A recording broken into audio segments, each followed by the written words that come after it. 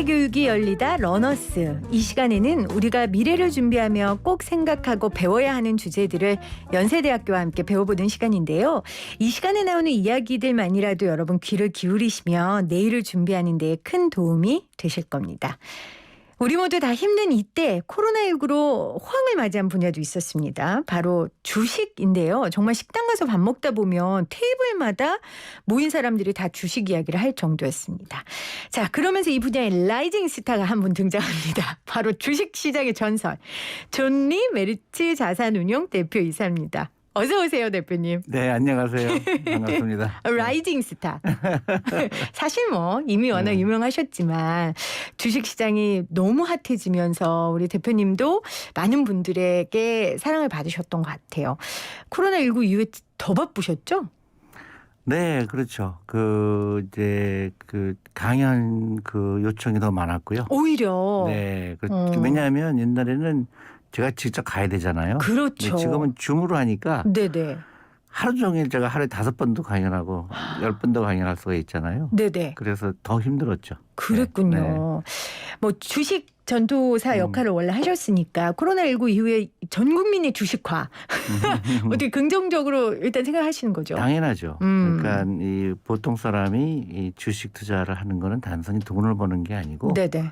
그러니까 여러 가지 이유가 있죠. 내가 어떤 기업의 주인이 된다는. 그러니까 우리 어렸을 때부터 해야 되고 우리 아이들도 해야 되고 그러면 이제 기업들이 커지게 되고 그럼 국가 경쟁력이 좋아지게 되고 굉장히 선순환이 일어나는 거죠. 근데 이제 많은 주식 투자를 시작하신 분이 있는데 아직도 저는 좀 걱정스러운 면이 있어요. 네네. 아직도 머니 게임으로 생각을 해요. 아, 그래서 막 빚내서 투자하고. 아니 그래서 저한테 계속 그러는 거예요. 저 벌써 10% 먹었어요. 그런 거는 주식 투자의 근본이 아니거든요. 내가 10년 투자했더니 그 기업이 같이 성장했고 나도 마찬가지로 그거 가지고 노후 준비했다 이런 얘기를 해야 되는데 너무나 단기적인 거고 아직도 이런 TV나 이런 방송에 보면 대부분 단기적인 거를 가르쳐 주려고 하고 이제 그거는 다음 단계라고 생각해요. 그렇군요. 네. 그러니까 대표님이 말하는 주식 투자는 기업의 주인이 될 수 있다라는 네. 의미와 또는 금융 교육의 차원에서 그렇죠. 좋은 방법이다라는 말씀이세요. 네. 근데 사실은 저는 이제 대표님 안지 저희 꽤 됐죠. 한 6년 됐나요? 네네. 네. 그러니까 코로나 터지기 전에 사실 대표님과 가장 많이 이야기했던 건 사교육에 대한 비판이었어요. 그렇죠. 사교육 금지 전도사.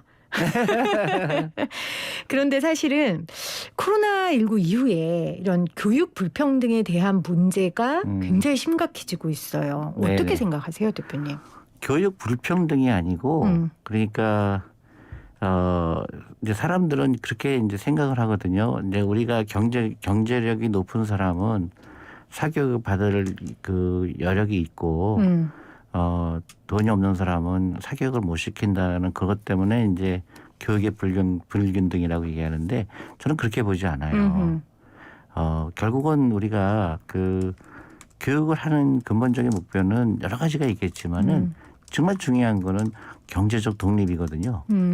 그래서 우리 아이를 잘 교육을 해서 우리 아이가 스스로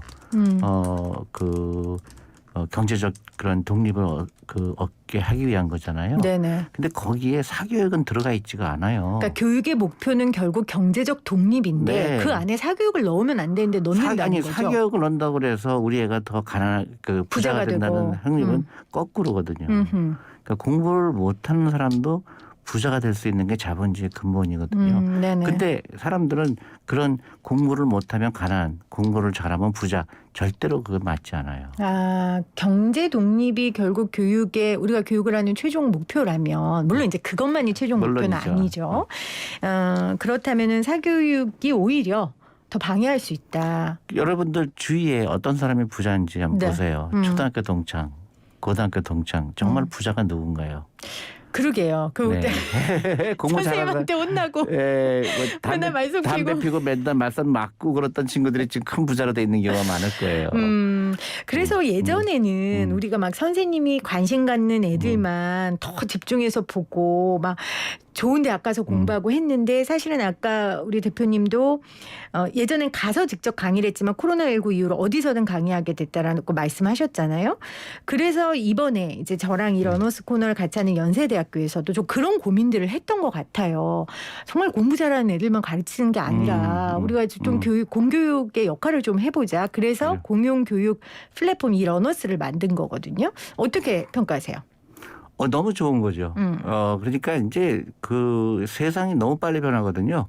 그러면 이 연세대학교 졸업한 학생들은 어떤 경쟁력을 가져야 될까 고민해야 돼요. 그러니까 과거에 학점 잘 받은 아이들이 나가서 훌륭한 인재가 될까? 절대 그렇지 않을 거라고 생각해요. 그러니까 인성교육을 해야 되죠. 일단 네. 따뜻한 마음을 갖게 하고 그 학점이나 이런 거에 대해서 그렇게 이제 많은 비중을 두지 말고 학점으로 따질 수 없는 분야, 그러니까 창업을 하게 해본다든가 그러면 아니면 어디서 인턴을 해본다든가 돈을 벌어보게 한다든가. 근데 그런 것들은 이제 그 점수로 나타날 수가 없죠. 네. 근데 그런 거를 누가 어떤 학교가 더 많이 하느냐, 그게 더 중요할 거라고 봐요. 나는 뭐 학점이 얼마 받았어요, 토익 점수가 어때요, 이거는요 절대로 그 크게 도움 안 됩니다. 그러니까 외국의 대학교는 그런 얘기를 안 해요. 그렇죠. 그러니까 연세대학교를 다니는 학생들한테도 이제 그런 게 중요하지 않지만 이런 러너스라는 프로그램을 통해서 꼭 굳이 연대 학교가 학생이 아니더라도 예를 들어 어르신들, 지금 막 글씨를 배운 어르신들도 이런 공용 교육 플랫폼을 통해서 더 넓은 지식을 볼 수 있게 되는 거죠. 물론이죠. 그러니까 대학의 근본은 대학도 마찬가지고 고등학교도 마찬가지고 교육의 근본 목적은 내가 배우고 싶어서 가는 거잖아요. 그렇죠. 네, 내가 저를 하고 싶은데 나 혼자 못하니까 배우러 가는 거잖아요. 네. 근데 우리 한국의 교육 시스템은 어느 순간 간판을 따는 그걸로 전락을 했어요. 그러니까 나는 이거 싫은데 나 이거 별로 관심 없는데 그래도 어떤 대학교 타이틀이 있으면 나 취직하기 좋을 거야. 이렇게 전락을 해버리다 보니까 그게 이제 당연시하게 되니까 개인의 경쟁력도 떨어지게 되고 국가적으로도 굉장히 비극이죠. 왜 그 많은 돈을 들어서 그 대학에 갔을까? 근데 그게 굉장히 네. 안타까운 거죠. 그러니까 해외 같은 경우는요 놀라워요. 학생들한테 물어보면 너 여기 왜 왔니? 그러면 다 배우고 싶어서 왔다. 배우고 싶어서. 네. 그래서 좀 우리나라의 대학 교육, 그 교육을 좀 바꿔보자 이런 시도들이 있는 것 같아요. 교수님 연세대 안 나오셨죠? 때려치셨죠? 중간에. 저는 이제, 네. 이제 좀 노골적으로 얘기하면 네. 부자가 되고 싶었어요. 부자가 되고 싶어서. 근데 이제 연세대학교 경제학과 들어갔는데요. 이거 부자 되는 거하고 별 관계가 없는 것 같아요. 학문을 가르쳐 주니까. 그렇죠. 그래서 교수님이 이제 그만두고 교수님은 어쨌건 그 뜻이 있으셔서 그만두고 미국 가신 후에 네. 학교에 가서 또 후배들 만나서 강의도 하고 하셨다면서요. 그래서 요새는 이제 되게 재미난 게 제가 이제 자퇴는 한 학교지만은 이제 요청이 많이 와서 그 연세대학교 학생들한테 강연도 가고 또 뭐죠? 거기도 있죠. 캠퍼스, 송도 캠퍼스. 네네. 거기도 가서 그렇군요. 학생들 강연했는데 네. 좀 안타까운 거는 그 학생들이 아직 이런 뭐랄까 창의성 있는 그런 생각을 아직은 안 하는 것 같아요. 아무래도 이제 대학 교육이 이렇게 지금 연세대도 바뀌고 있는 상황이니까 학교의 이 한 걸음 한 걸음에 맞춰서 우리 학생들도 변할 것 같아요. 그래서 우리 애정어린 마음으로 우리 대표님도 오셨습니다. 지금 러너스는 연세대를 자퇴한 존니 대표님과 함께 하고 있습니다. 네. 자, 주식 이야기 안 할 수 없죠. 네네네. 사교육 이야기, 좀 공교육에 대한 이야기 했고요. 네. 지금 지난 7월 한 달간 시중에서 유통되는 돈의 양이 32조 원 늘었어요. 네. 금리도 올리고 좀 뭐 난리를 치는데도 결국 이게 지금 주식시장으로 많이 흘러갔다고 하는데 이런 기조는 계속 유지될 것으로 보이세요? 당연하죠. 그러니까 그동안 한국이 그동안 굉장히 잘못된 거. 우리나라가 이제 노후 준비가 가장 안 된 나라의 세계 1등입니다. 네네. 그 노인층의 빈곤율이 세계 1등이고 그 근본적인 원인이 돈이 일하게 하는 거를 안 가르친 거예요. 그래서 우리는 육체로만 일하는 거를 가르쳤죠. 열심히 일하고 열심히 모으면 문제 없을 거라고 교육을 배웠는데 그렇죠. 전혀 잘못된 교육이죠. 왜냐하면 사람은 늙잖아요. 그러니까 내가 일하는 게 아니라 돈이 일하게 해야 그렇죠. 된다. 그래서 어렸을 때부터 돈이 일하게 하는 거. 돈이 일하게 하는 가장 합리적인 방법이 기업을 소유하는 거예요.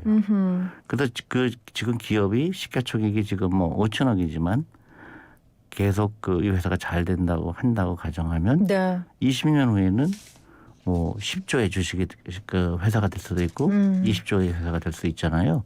그 주식을 가진 사람들은 그때 이제 노후 준비를 할 수가 있는 거죠. 그렇죠. 그래서 하루라도 일찍 하는 사람이 유리한 거예요. 하루라도 일찍 주식 투자를 하는 사람이 유리하죠. 결국 돈에 지배받는 게 아니고 내가 돈을 굴릴 수 있는 맞습니다. 진짜 부자가 돈을 된다. 다스리는 사람이죠. 주식 시장에 지금 핫 이슈가 그 주식 시장의 라이징 스타가 카카오 네이버인데 네네. 이게 지금 규제권으로 발목을 잡히면서 네네. 최근에 뭐 엄청나게 떨어졌어요. 네네. 일단 오늘은 좀 소폭 반등했고요. 이 문제는 어떻게 봐야 됩니까?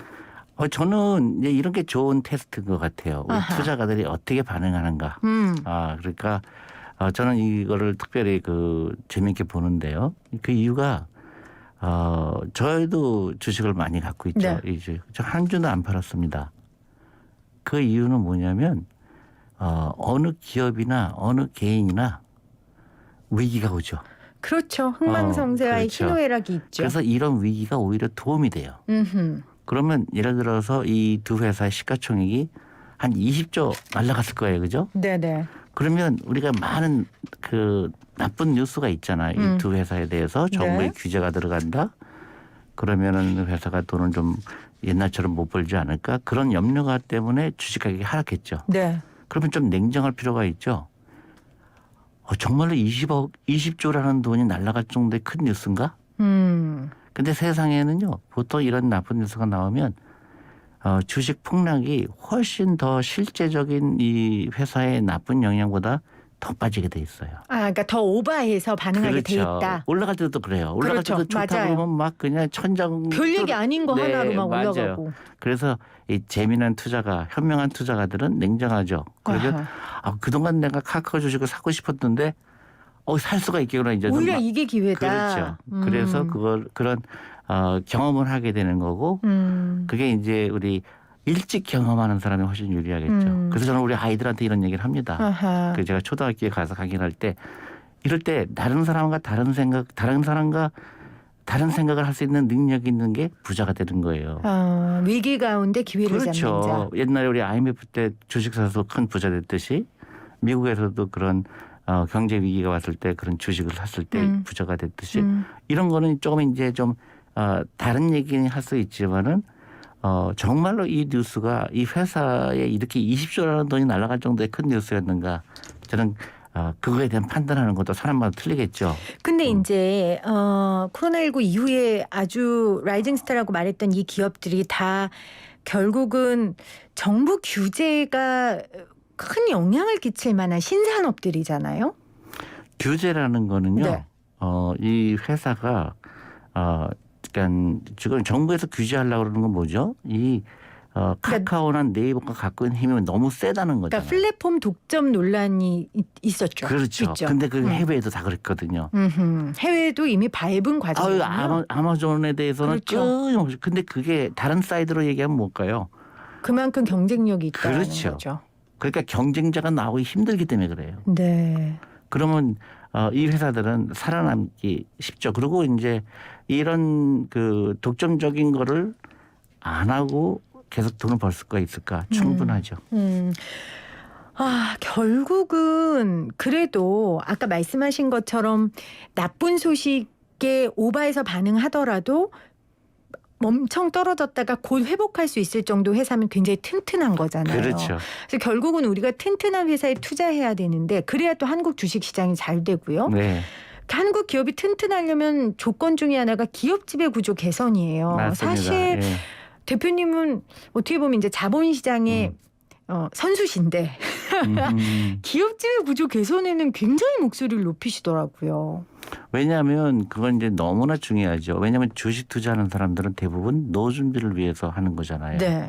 그러면 거기에 가장 근본적인 믿음이 있죠. 트러스트가 있는 거예요. 내가 A라는 회사에 내가 주식에 투자한다는 얘기는 이 회사가 내 노후 준비에 큰 역할을 할 것이라고 하잖아요. 그건 네네. 자본주의 약속이거든요. 근데 내가 30살에 투자했는데 30년을 투자했는데 이 회사가 이상한 짓을 한 거예요. 예를 들어서. 그래서 내 돈이 없어졌어요.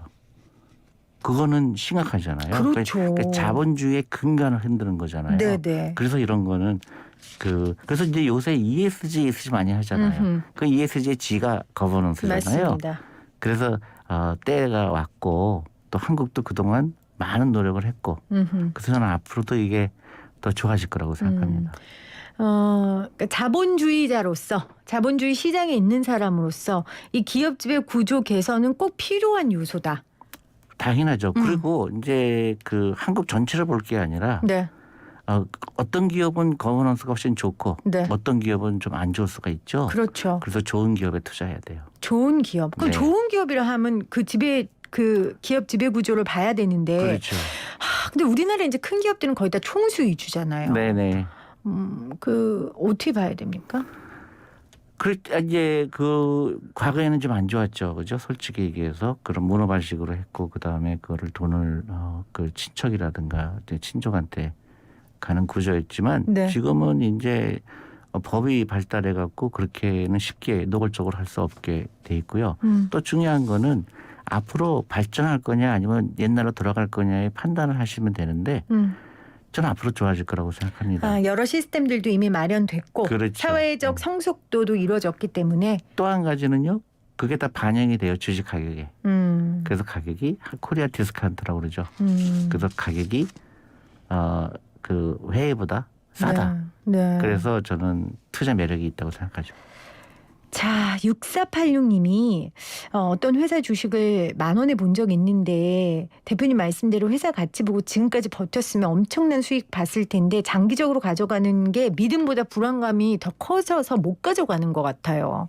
이해합니다. 다 이런 마음 때문에 다 팝니다. 그리고 네. 울죠.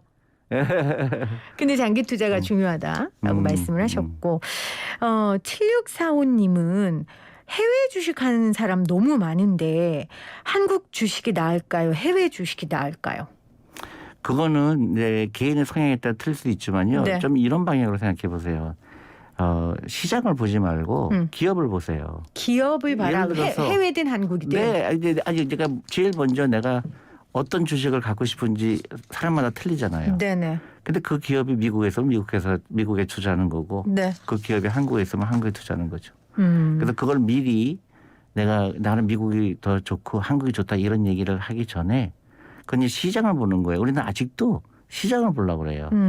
야, 미국 시장이 좋을 것 같다는데 한국 시장이 좋을 것 같다는데 이런 것보다는 내가 투자하고 싶은 회사, 내가 주인이 되고 싶은 회사가 뭔가를 고르는 게 더 중요하죠. 그래서 저는 이렇게 어떤 새로운 기업을 만나면 막 잠을 못 잘 때로 좋을 때가 있어요. 그 회사 그렇군요. 너무 갖고 싶은 거예요. 그렇죠. 그러면 내가 주식을 사야 되겠다. 그런 흥분이 돼야 돼요. 그 코로나 때 한국의 위상이 굉장히 올라갔어요. 우리가 네. 잘한 것도 있지만 우리가 소위 말하는 선진국들이 이제 못한 것도 있었죠. 맞죠. 근데 이제 서서히 회복이 되지 않겠습니까? 네. 결국 회복이 되면 공부 잘하는 애들이 이제 또 원상태 위치를 찾다 보면 지금 우리가 약간 고평가된 게 내려갈 것인가 아니면 이대로 우리도 쭉 갈 것인가 이런 고민들을 되게 많이 하시는 것 같아요. 왜냐하면 그게 외국인들이 우리나라 주식을 사는데 영향을 많이 끼치니까요. 어떻게 보세요? 저는요 이게 굉장히 큰 전환점이 됐다고 봅니다. 코로나19가. 예, 그렇죠. 우리나라가 그동안은 잘못되는 방향으로 가고 있었어요. 그리고 제일 안타까운 거는 한국의 우수성, 한국의 미래에 대해서 한국 사람만 부정적으로 생각해요. 우리가 우리를 네, 그러니까 우리가 잘못된 고정관념, 잘못된 잘못된 교육 시스템 때문에 우리는 우리 스스로가 어떤 경쟁력이 있는지 그걸 이해하지 못했던 거죠. 근데 이제 코로나 때문에 다 집에 있게 되고 여행을 못 하게 되고 우리를 돌아볼 기회가 생긴 거죠. 그렇죠. 그래서 저는 굉장히 이게 우리한테 큰 효과가 있다고 생각하는데 그전까지 주식 투자 안 하다가 주식 투자 시작했잖아요. 그다음에는 노준비 생각 안 하다가 노준비 시작했죠. 그다음에 인생에 대해서 다시 한번 생각하는 거 준비를 해야 되겠구나. 돈이 없으면 안 되겠구나. 그런 우리 생각의 변화를 일으켰던 것 같아요. 그러면 우리의 생각의 변화를 예, 근데 이제 일으켰다. 올해 말이나 내년 초에는 분명히 이제 코로나는 어느 정도 극복이 될 겁니다. 네네. 그러면 우리 옛날로 들어가면 안 되죠. 우리가 우리에 대해서 우리가 미래가 엄청나게 밝다는 걸 우리가 알아야 돼요. 우리 스스로가 확신해야 된다. 그렇죠. 근데 저는 개인적으로 해외 여행 많이 했죠. 투자 모집하러 해외 안 가본 데가 없지만은 그렇죠. 결론 내린 거는 한국이다. 한국이다. 그게 우리만의 시각이 아니라 그 회복 이후에도 선진국이 지금 우리를 보는 것처럼 한국의 위상은 계속해서 높을 거라고 생각하세요? 한국에 대해서는 너무 놀라죠. 너무 놀란다. 네, 예를 들어서 간단하게 얘기 드릴게요. 우리가 투자를 하려고 그러면요. 어떤 기업이나 어떤 나라에 투자를 하려고 그러면 제일 먼저 보는 게 치안입니다. 아, 그렇죠. 네, 그렇죠. 그리고 그 나라의 교육열이에요. 그러니까 우리 저 사교육을 얘기하는 게 아니에요. 네네. 그러니까 다음 세대가 더 나보다 잘 돼야 된다고 생각하는 사람이 한국 사람만큼 많은 나라가 없어요. 그 열망이 크죠. 그 딱 두 나라예요. 이스라엘과 한국이에요. 근데 이스라엘은 안타깝게도 전쟁을 치러야 되죠. 그 종교적인 게 있죠. 그렇죠. 한국은 그게 없어요. 굉장히 안정적이죠. 그러니까 저는 한국에 와서 여러분 잘 생각해 보세요. 여러분 커피숍에 가서 아이폰 놓고 화장실 갈 수 있다. 어느 나라는 대한민국밖에 없어요. 저는 아이패드나 이런 거 가지고 일하다가 잠깐 화장실 갔다 오는데 그런 나라는 전 세계에 없습니다. 근데 우리 스스로가 우리를 너무 낮춰봐요. 그리고 맨날 우리는 미래가 없어. 뭐 맨날 그런 얘기를 해요. 우리는 뭐 저는 정말로 놀라는 게 우리나라가 지금 고령화 때문에 인구가 줄어든다. 출산율 줄어든다고 하잖아요. 근데 그거를 왜 고칠 생각을 안 할까요? 전부 당연시 여기는데 액션 안 하는 거예요. 우리가 지금부터는 애를 낳게 하려면 어떻게 될까? 간단합니다. 돈이 많으면 애 10명도 낳죠. 그렇죠. 재정 지원이 있다면 나을 것 같아요. 그런 교육 시스템 바꿔야 되는 거죠. 지금처럼 아이를 괴롭히는 교육에서 아이를 행복하게 만드는 교육으로 바꿔야 되죠. 맞습니다. 그러니까 이거는 우리가 아이들 학교 안 가고 집에 있으면서 했던 거 코로나가 극복하면 똑같이 해야 되는 거예요.